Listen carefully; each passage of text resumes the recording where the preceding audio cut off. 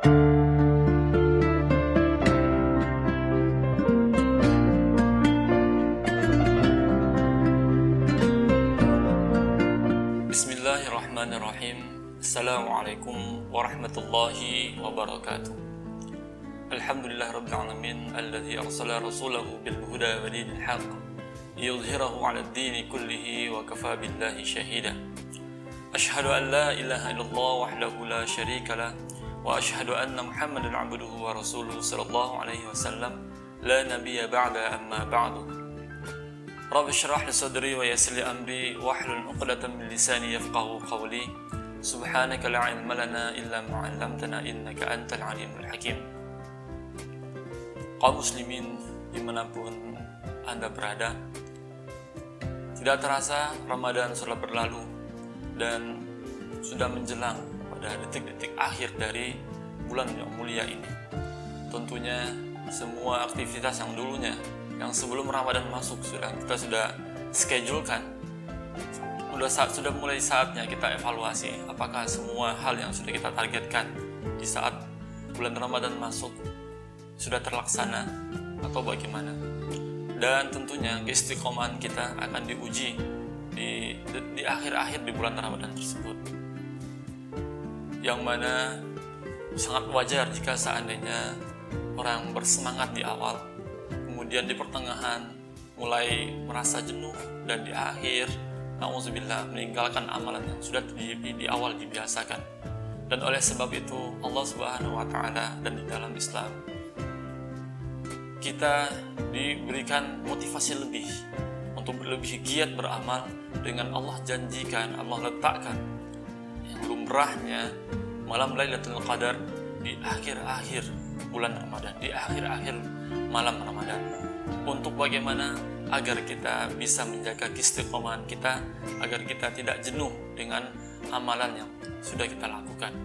Yang pastinya kata-kata jenuh tidak kita rasakan ketika melaksanakan ibadah di bulan Ramadan, karena sejatinya ibadah yang diiringi dengan keikhlasan, diiringi dengan kekhusyukan, sesungguhnya itu akan mendatangkan kenikmatan, yang mana itu akan meminta lebih hal min mazid. Apakah ada tambahan dari amalan yang harus kita lakukan di bulan Ramadan? Jadi logikanya menjadi terbalik. Semakin kita melaksanakan ibadah di bulan Ramadan, semakin kita candu, semakin kita menikmati dan ketagihan untuk beribadah, dan juga menjadi indikator dari seberapa ikhlas dalam amalan kita.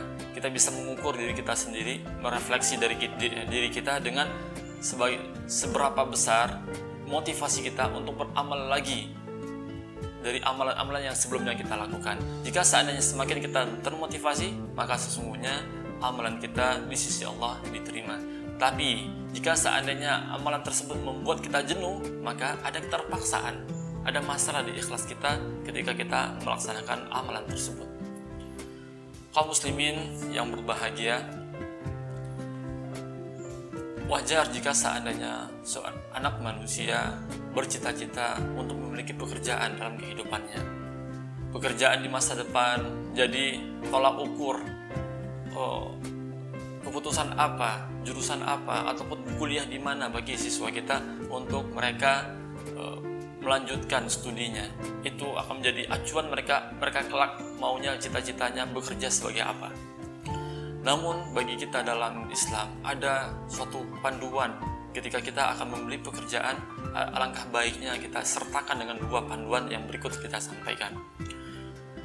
Dalam Islam, ketika kita bekerja atau beramal atau mencari nafkah, ada dua hal yang harus kita selipkan sehingga waktu yang kita habiskan untuk mencari nafkah tidak berlalu begitu saja. Dalam artian berlalu, kemudian kita nikmati hasilnya di dunia, kemudian kita tidak dapatkan di akhirat. Tentunya kita tidak menginginkan hal seperti itu. Kita menginginkan bagaimana apa yang kita usahakan di dunia dalam jangka pendek, artinya dalam kehidupan dunia, mungkin 10 tahun yang akan datang, 20 tahun yang akan datang, kita nikmati hasilnya di dunia. Tapi juga kita tentunya menginginkan menikmatinya juga di kehidupan berikutnya, yaitu di kehidupan akhirat. Oleh karena itu dua hal yang harus kita garis bawahi dalam kita mencari bekerja. Yang pertama, jadikan setiap pekerjaan kita tersebut kita niatkan karena Allah. Maksudnya bagaimana? Jadi ketika kita bekerja, jangan hanya semata-mata kita hanya untuk mendapatkan uang saja, tidak. Tapi bagaimana kita keluar dari rumah kita, melangkahkan kaki kita untuk mencari nafkah yang halal karena Allah. Dan dengan membacakan bismillah, ketika kita keluar dari rumah, keluar dengan membaca doa bismillahi tawakkaltu 'alallahi la haula wala quwata illa billah, dan kita ucapkan dengan bismillah, maka ketika itu setiap waktu yang kita habiskan ketika kita mencari nafkah adalah ibadah di sisi Allah. Kenapa? Karena kita niatkan itu karena Allah. Bahkan hal tersebut dalam sebuah hadis yang maknanya bahwasanya barang siapa yang keluar dari rumahnya dengan niat mencari nafkah halal untuk keluarganya, maka dia keluar itu adalah fisabilillah. Artinya dalam jalan Allah, dalam lindungan Allah, dalam ridha Allah. Itu hal yang pertama. Sehingga ketika kita bekerja, tidak hanya waktu kita terbuang begitu saja, tidak hanya habis hanya di dunia saja, tapi juga menjadi amalan tabungan amalan kita di akhirat. Jadi apapun amalan kita selagi itu masih halal, kemudian kita niatkan karena Allah, maka itu adalah ibadah. Maka ketika kita bekerja, selipkan niat bahwasanya saya bekerja karena Allah, dan itu membantu kita untuk tidak tergelincir dari hal yang baik, untuk tidak tergelincir kepada hal-hal yang buruk. Karena tidak mungkin seseorang ketika dia memulai pekerjaannya dengan bismillah kemudian dia melakukan penipuan. Tidak mungkin seseorang yang ketika dia berniat dari rumahnya untuk mencari ridho Allah dengan pekerjaannya kemudian dia melakukan korupsi di pekerjaannya.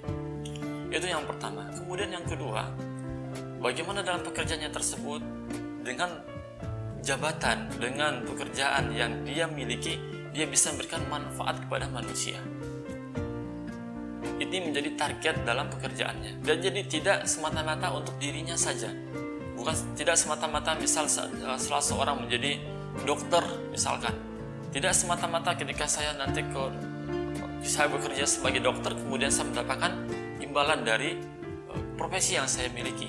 Tidak itu saja. Itu adalah bonus, tapi yang menjadi tujuan utama dari pekerjaannya dalam pandangan Islam adalah bagaimana dengan profesi yang saya miliki saya bisa memberikan manfaat kepada manusia. Dalam hal ini ingin saya bacakan sebuah hadis yang diriwayatkan oleh seorang sahabat yang sangat mencintai Rasulullah SAW, yaitunya Abdullah bin Umar. Saking cintanya beliau kepada Rasulullah, bahkan jejak kaki Rasulullah beliau ikuti ketika melangkah, saking beliau sangat mengikuti tata cara kehidupan Rasulullah, sampai-sampai jejak kakinya Rasulullah, di mana Rasulullah menapakkan kaki, di situ juga beliau menapakkan kaki. Selalu setiap beliau berjalan dengan Rasulullah, beliau ambil posisi di belakang Rasulullah, dan di mana Rasulullah menapakkan kaki, di situ beliau menapakkan kaki. Seperti itu bentuk cintanya beliau pada Rasulullah. Sehingga pertanyaan beliau kepada Rasulullah adalah tentang bagaimana menjadi yang dicintai oleh Allah dan Rasulnya. Dalam sebuah hadis yang diriwayatkan oleh Ibnu Umar, Ani bin Umar radhiyallahu anhuma, qala anna rajulan jaa ila Nabi sallallahu alaihi wasallam faqala ya Rasulullah ayun nas ahabbu ila Allah wa ayul a'mali ahabbu ila Allah. Faqala Rasulullah sallallahu alaihi wasallam ahabbun nas ila Allah ta'ala ahabbun nas ila Allah ta'ala anfa'uhum linnas wa ahabbul a'mali ila Allah ta'ala sururu tadkhulu ala muslim, rawahu Tabrani. Artinya diriwayatkan dari sahabat Ibnu Umar radhiyallahu anhuma, beliau berkata bahwasanya ada salah seorang pemuda datang kepada Rasulullah SAW dan bertanya, wahai Rasulullah, manusia yang bagaimana yang dicintai oleh Allah? Kemudian pekerjaan apa yang dicintai oleh Allah? Karena pribadinya seorang Ibnu Umar ataupun Abdullah bin Umar radhiyallahu anhu adalah sangat rakus terhadap cintanya Allah, maka pertanyaannya adalah hal-hal yang dicintai Allah itu apa aja? Seperti itu. Manusia yang dicintai oleh Allah itu apa aja kriterianya? Kemudian pekerjaan yang dicintai Allah itu apa? Seperti itu. Kemudian Rasulullah SAW menjawab, ahabbun nas ilallah ta'ala anfa'uhum linnas. Sebaik-baik manusia di sisi Allah Subhanahu wa taala yang paling bermanfaat bagi manusia yang lain. Jadi kita bisa mengukur seberapa cinta Allah pada diri kita dengan seberapa manfaat kita terhadap lingkungan kita.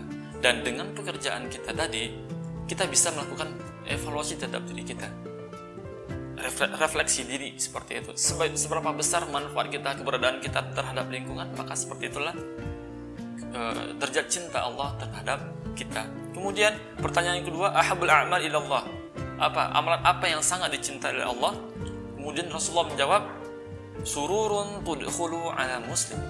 Adalah bagaimana pekerjaan tersebut bisa menghadirkan ketenangan, bisa menghadirkan kemanfaatan, bisa menghadirkan kebahagiaan terhadap muslim yang lainnya. Artinya pekerjaan-pekerjaan yang meringankan beban orang, pekerjaan-pekerjaan yang memberikan solusi terhadap masalah seseorang, pekerjaan-pekerjaan yang memberikan kebahagiaan kepada orang, itu adalah pekerjaan-pekerjaan yang sangat dicintai oleh Allah Subhanahu wa taala.